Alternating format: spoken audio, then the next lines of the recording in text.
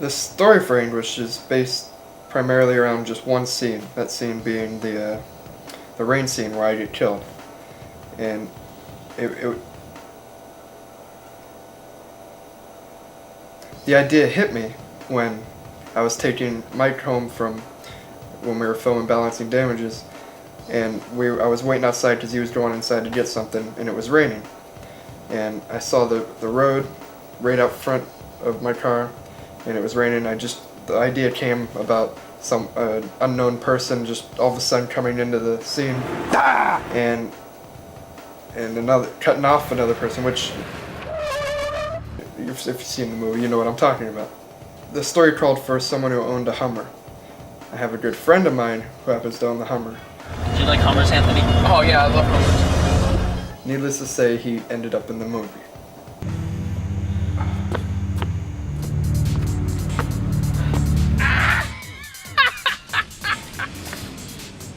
So, my character is a hitman, and in order to do a hit for Glenn's character, Glenn kidnaps my brother and makes me kill Mike and make sure no one else sees anything that happened. I don't know that Frankie saw anything until later on in the movie, and then that's when all the stuff happens, and later on you see that Glenn and me, both who hate each other, kill each other at the end of the movie. Now Frankie, we chose him. I wanted to do him different with a different kind of character than before when I used him in Balancing Damages. It was more of a, like mobster tough guy. And in this movie he was friendly, and then he became enraged with anger. And he really, if you look close in the movie, he never kills anyone. He has a gun, but he never pulls the trigger. The two bad guys end up killing themselves, so really he was never truly a bad person in the movie, even though he showed a lot of those characteristics. I was in it I didn't really want to be in it much, which is why I die early on. Oh, Glenn, from the minute I started writing his part, I pictured him, and his little cowboy hat addition was just right on the money with the guy's character. Basically everyone else, like Mike who gets shot in the focus, it was just on the spot time to think, okay, you're going to do this part, and everything worked out good. I was happy with the total outcome of all the characters. When coming up with settings for the movie, it all started from when I was writing the script. In the script, I had maybe, I hope if we can get this scene, like for the IMAX scene, it was always a maybe because we didn't know if we would be able to use it. For what restaurant I wanted to use, which was Sal's, I wasn't sure if we were going to be able to use it. I knew we could use my house, and I was pretty sure we could use Anthony's house. But then after figuring out what settings we wanted to use, it came time to how we're going to shoot this. So I started making actual equipment. I made a wooden track which has a PVC pipe and a dolly so we could get some moving shots in there. I also built things that weren't really for the camera, but that the camera sees. Like I created this PVC pipe line on my roof which a hose runs into, and it's got it's got holes drilled in the PVC pipe, and the water shoots up in the sky, and it created artificial rain in my whole yard, it was weird to look at because it was raining but it wasn't, and that really works in the movie a lot. Then we wanted to have pyrotechnic, not really pyros, but just M100s that could explode on cue when you flip a switch. So I talked to Vino about this, and we created a way where we made a board, and we had switches, and right when you flip the switch, the explosion would go. We had problems at first, and then we finally got it where it would work, just you had to make sure that it wasn't a dud. The first thing when Eric came to me and he wanted to do this film, he said, I have this one scene and it calls for gunshots exploding out of the ground. And he said, Vino, how are we going to do this? I said, Eric, it's very simple. We're going to package small explosive charges and put them inside the ground and detonate them using rocket launcher detonators.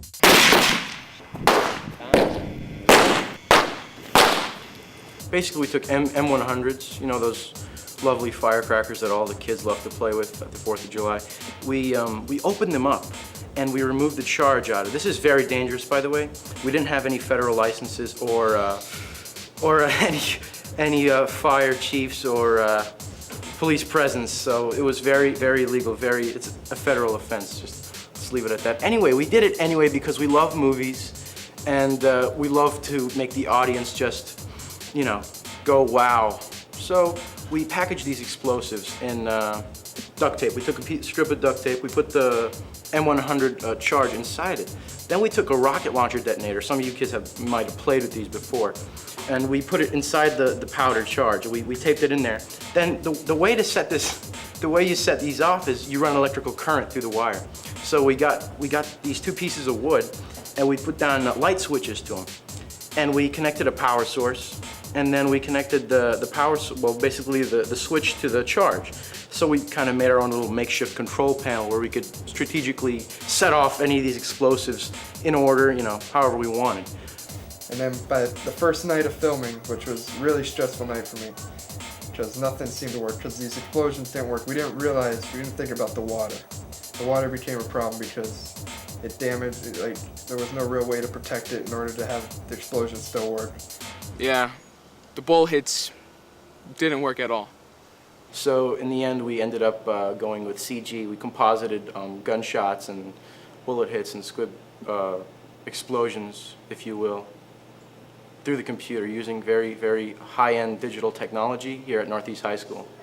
This Northeast High School effects house. Yeah. After we had all that stuff and our ideas and ready to go, we started pre-visualizing shots in the same way we kind of did with balancing damages. We filmed, instead of storyboards, we actually just filmed rough outlines of what we want things to look like. Things like the fight scene, or when Anthony gets hit by the car, we recreated rough editions of that, which I edited. So we knew what we were going into and if it was a possibility to do. After we got everything prepared for the film, you know, everything together, we were ready to shoot. The first night was just an awful night for me. Every shot we were getting, because of the shots we had with Glenn for that night and the day before, so the shots we were rushing with him, that was a bad day, just bad day. I went to bed, this movie's gonna be awful, we're not gonna get anything done right. And finally I went to sleep and woke up the next day and picked everyone up, went to IMAX theater, filmed the scene, we had everyone together. The only problem we had there was the sound, which we didn't even know about till later.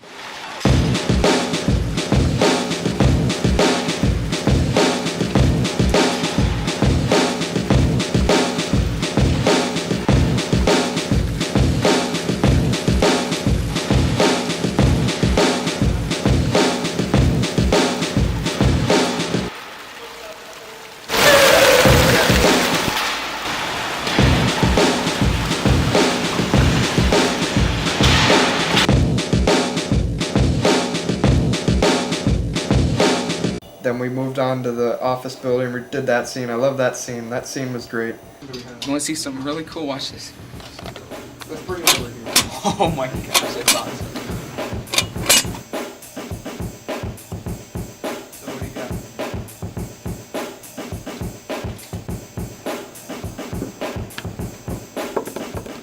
Then there was a big gap of about 4 or 5 hours. And we decided we shot it was just a last minute shot, the shot on the highway, looking at the Hummer.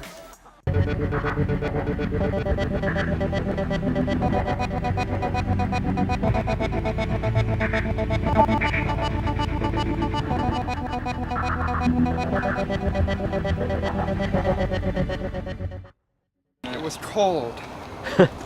Oh, this isn't mine. Is that all you got to say? Oh, this stuff. Is that all you got to say? I'll get up in your face and I'll say it again. Is that all you have to say? That is all I have to say. That's a pretty cool shot. I'm glad we got that. Then that night we got a hold of Frankie. He came over. We went to Anthony's house and we filmed the fight scene. That was the primary thing we filmed that night. And we got most of that scene done. We ended up having to film again later. The director, hard at work. Here, hold this. You better get that camera away from me.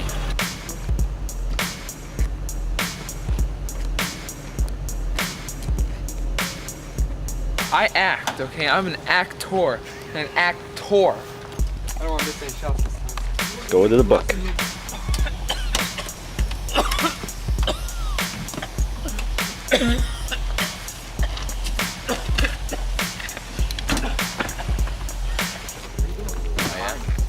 Cold. It's real higher than earlier. Tomorrow we're doing water. Get about like Tomorrow we're doing water. Is that gonna be too cold? The third day, we got up, went and got Frankie, and we filmed the basketball scene. That scene wasn't scripted, and we didn't have a location. We spent about an hour driving around, because the basketball court we were going to use, people were there. It was a Sunday, so it was filled. So then we ended up just using our school's basketball court because the gate was open. And it wasn't scripted, so that was interesting. And I saw those bleachers over there, and we got a really cool shot coming down through there, which I liked a lot. So I liked that location a lot. I liked the desertedness of the baseball field in the background because they were remodeling it, but I don't know, I just liked that emptiness where there's nobody around for a while. And once we finished that scene, we went to Sean's house, and that was the first time we filmed my little brother. We had to doctor his lines a little bit when we edited, but for the most part he did good, you know. So that scene came out good.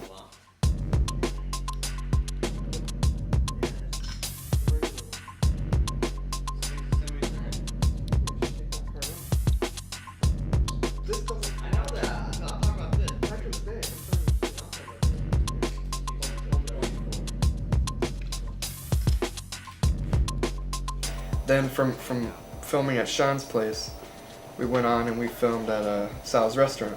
It was the first real place I'd gone to where I felt like, I don't know, it was a real location where people are coming in, and the IMAX, it was pretty deserted, so I liked that feeling of, here we go, we're in a real location, we're filming a movie, and everyone's like interested in what we're doing.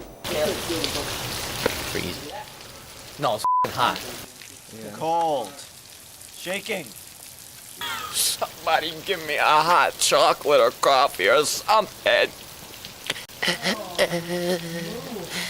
Now it was cold.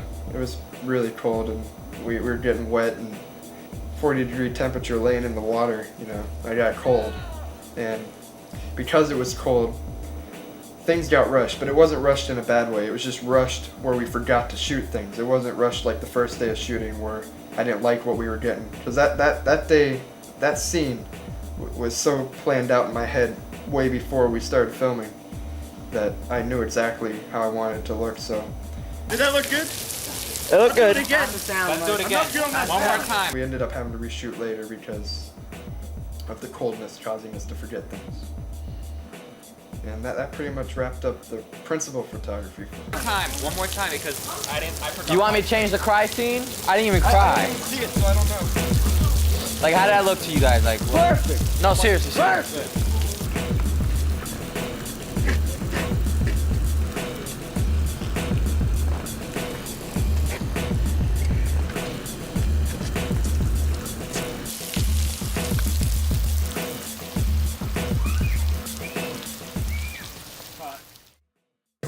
When we went into editing, we realized we were missing a few shots here and there, you know. Alright, so we're going to refilm. But when we actually started, we were missing a lot. So we knew that we were going to have to schedule reshoots. So right after we realized we needed to film, I went ahead and just made a teaser trailer. And we showed this in school.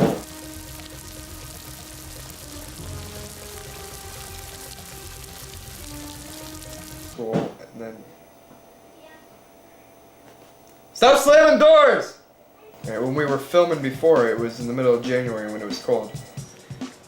Yeah, I gotta say, the worst part in the whole entire damn f***ing movie was when I was sitting out front and had to wake up extra early just for Eric, just so I could get my ass frozen off because I couldn't wear a sweater because it wasn't in the other scene though. So I had to take my sweater off. It was in a stupid little t-shirt. Everyone else was wearing a jacket and I had to get my ass frozen off, okay? It was like 40 degrees.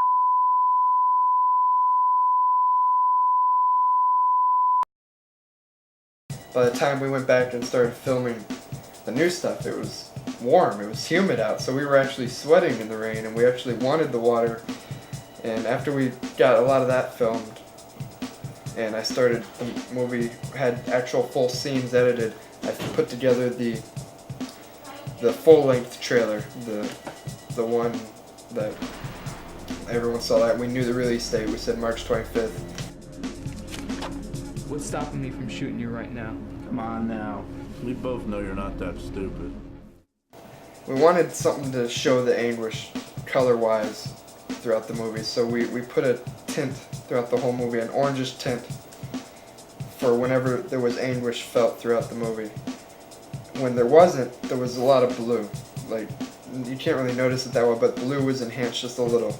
And if you look at what we're wearing, like I was wearing blue, and Kyle wore blue, and in the basketball scene the sky was nice and blue, and at the end the sky was nice and blue. But through everything else, there was orange, and orange followed Anthony a lot throughout the movie too. When it's my character, only me, the most like important character in the story, yeah, it's my point of view, and it's always following me. Eric wanted to follow me into what I was going to happen to do, and what I was going to do the next scene. March 20th, 5 days before we showed the school, we needed something, because all of a sudden Anthony shows up in the Hummer and just blows the guy away. So we decided to film something, and I really liked this scene a lot.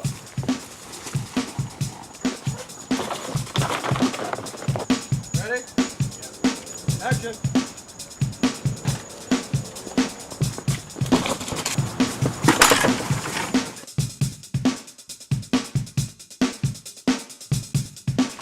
Good. He burned himself.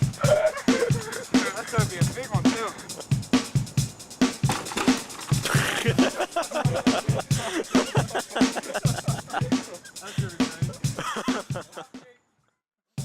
And we did it in one night. We went to Mike's house. It was a little chase scene that comes just before the rain scene, and it works well, I think, and pretty happy with it.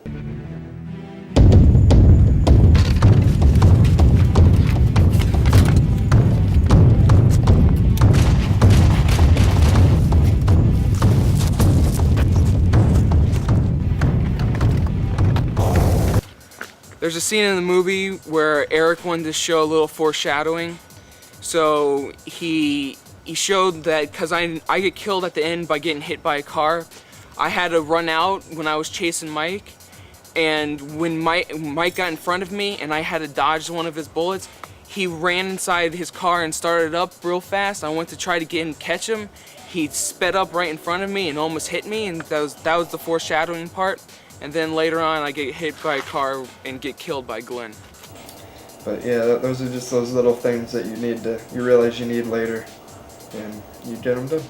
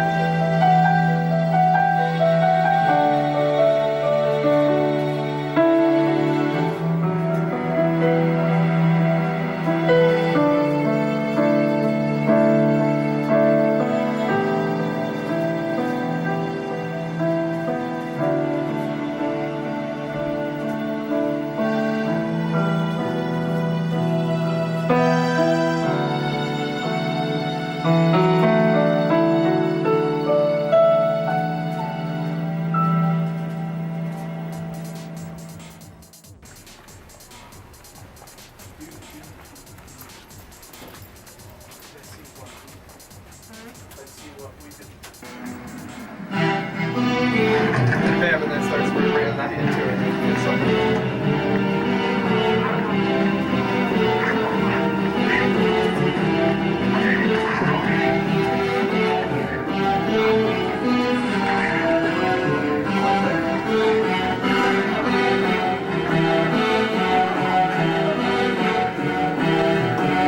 So we filmed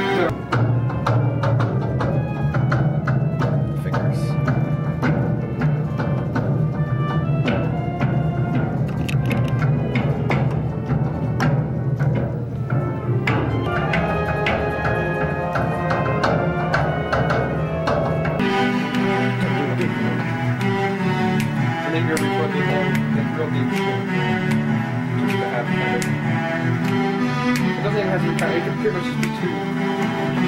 I just want that low sound.